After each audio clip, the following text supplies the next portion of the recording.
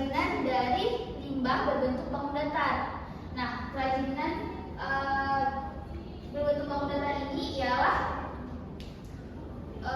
kerajinan yang awalnya datar atau limbah yang awalnya datar itu kita olah menjadi kerajinan yang berbentuk 2 dimensi ataupun 3 dimensi dan tetap mengutamakan nilai estetika serta keindahannya. Jadi Ibu sudah mengirimkan materi di grup kelas kita.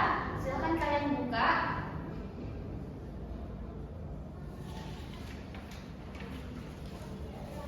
Nah, jadi tujuan kita mempelajari kerajinan limbah berbentuk bangun datar ini agar kita mengetahui limbah apa saja yang bisa kita olah menjadi sebuah kerajinan, dan juga ini upaya kita untuk mengurangi limbah-limbah yang ada di sekitar kita.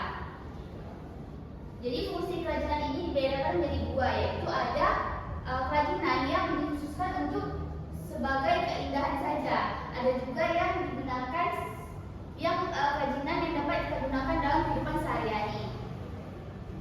Nah, sebelum kita membuat sebuah produk, kita harus tahu ide-ide apa saja yang bisa kita cantumkan pada produk kita.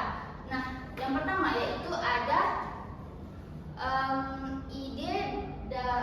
yang pertama yaitu kita harus tahu minat konsumen sendiri. Jadi kita harus mengetahui nih kita berada di kalangan seperti apa kita berada di kalangan anak-anak ataupun kita berada di kalangan ibu-ibu. Jadi produk kita tuh tetap menyesuaikan dengan kalangan kita.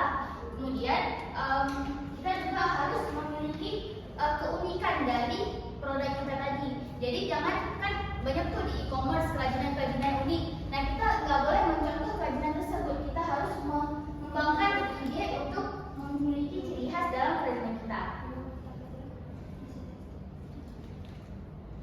Kemudian yaitu kita juga mencegah kebosanan konsumen dengan